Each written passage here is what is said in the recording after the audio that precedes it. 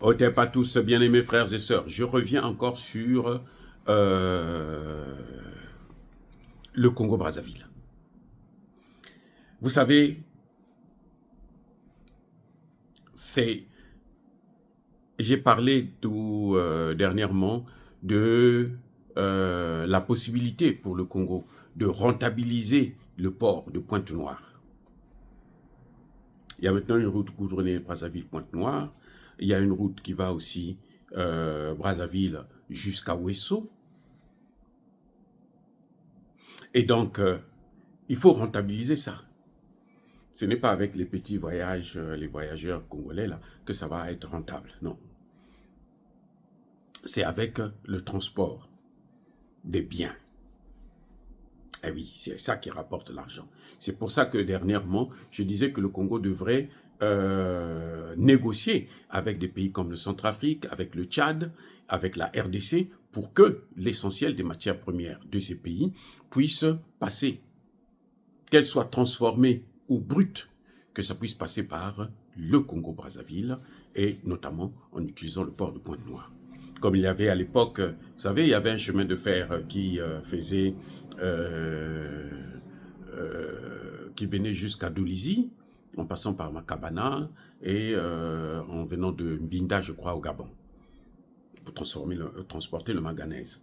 Donc, ça, à un moment donné, les Gabonais ont repris ça, parce que s'ils ont un port, c'est tout à fait normal. Mais nous, on peut maintenant se focaliser sur la RDC et puis le Centrafrique et le Tchad, qui ont beaucoup de matières premières à faire partir à l'étranger, à faire rentrer.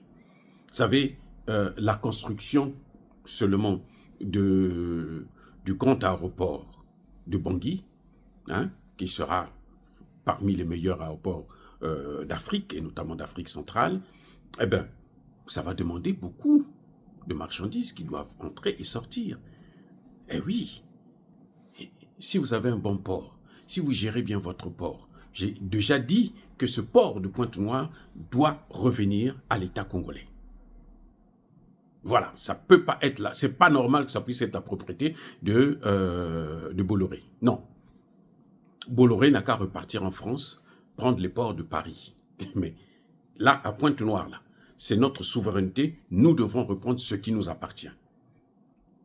Nous n'avons pas besoin de l'aide de la France.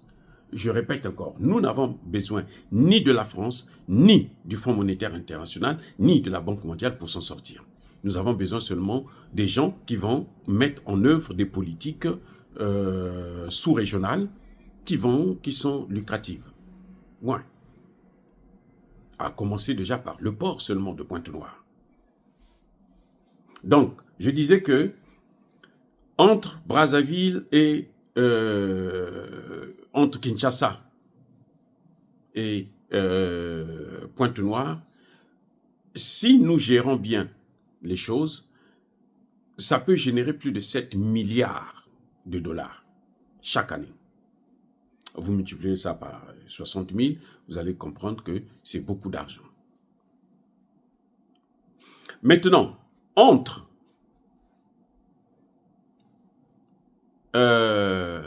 parce que les matières premières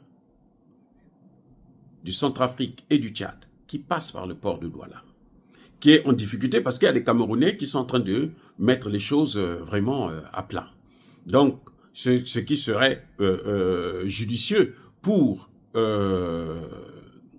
ces deux pays, c'est d'essayer de diversifier, avoir un peu plus d'opportunités. C'est-à-dire que quand ouvrir un autre axe du Congo-Brazzaville, notamment, ça va aider à faire écouler les marchandises. C'est plus lent, mais c'est plus sûr par rapport à le trajet Douala, Bangui, Douala, N'Djamena.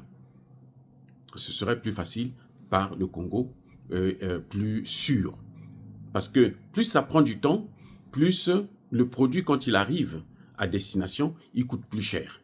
Parce que, et puis avec toutes ces barrières douanières, ça fait perdre beaucoup d'argent au gouvernement centrafricain et au gouvernement tchadien. C'est pour ça qu'ils s'intéressent à Pointe-Noire. Vous voyez? Et donc, Actuellement,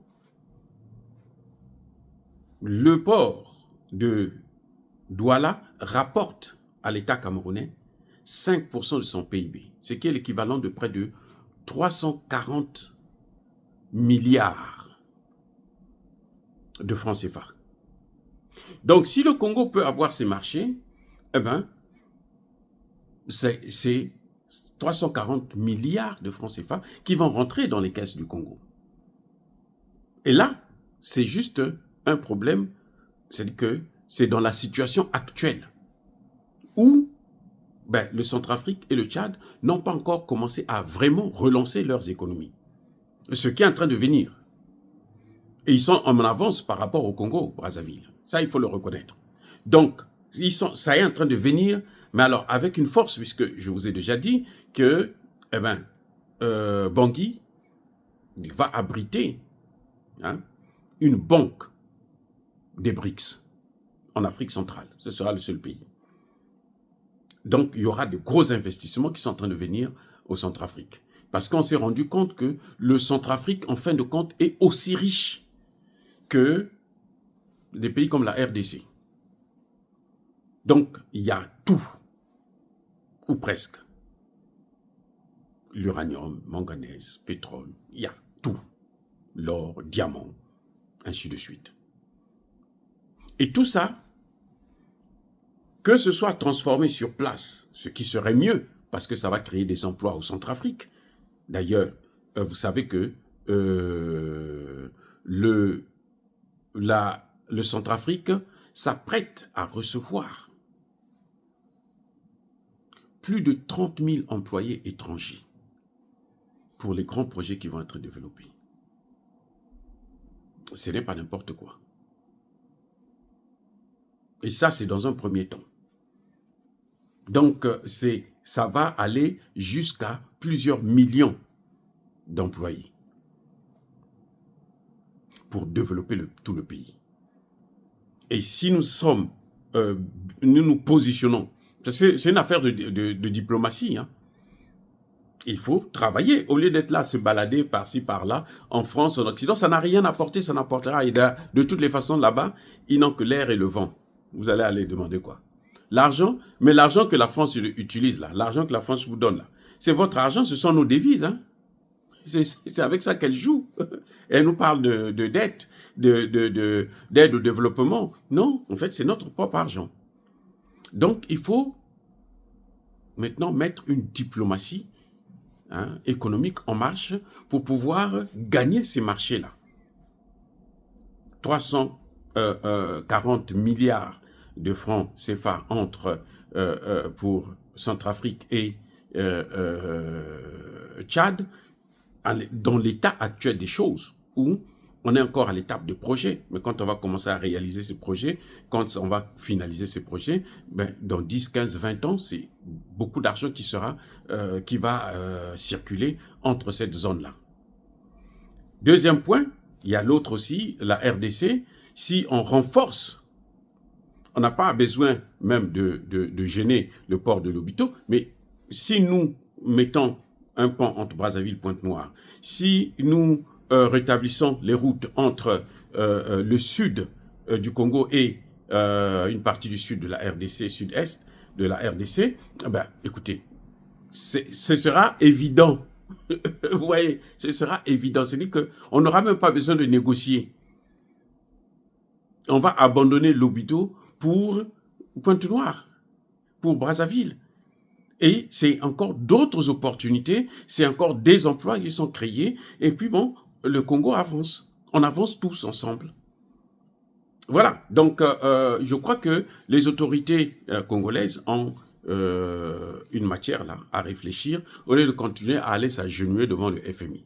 Croyez-moi, tant que le programme d'un gouvernement sera d'attendre l'aide du FMI, ce gouvernement-là est appelé à échouer. Qu'on le veuille ou non.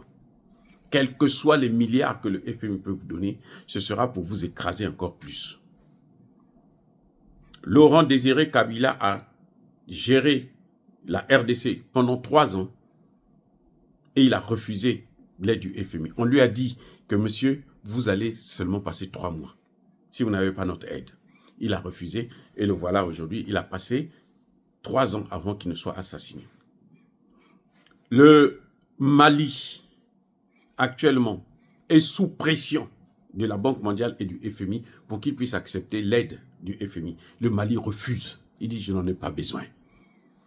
Parce qu'il est capable de gérer ses propres biens. L'AES est en train de mettre en place une banque d'investissement. Ça fait trembler le FMI et la Banque mondiale. Ça fait pleurer la France et les États-Unis. Alors le Congo-Brazzaville, qu'est-ce que vous attendez? Est-ce que vous croyez que vous allez continuer à porter des vestes et puis faire croire aux gens que tout va bien? Non, il n'y a rien qui va si on continue avec ces politiques que nous sommes en train de voir. Soyez bénis, abondamment bénis par le Dieu des Kémites et par nos ancêtres angélisés. Mais que tous ceux qui persécutent le continent africain, le pillent et le déstabilisent, qu'ils soient noirs, blancs, chinois, arabes, juifs, indiens ou qui qu'ils soient punis, maudits, foudroyés, neutralisés, écrasés, effacés par le Dieu des Kémites et par nos ancêtres angélisés. Vive l'Afrique éternelle, j'ai dit et j'assume.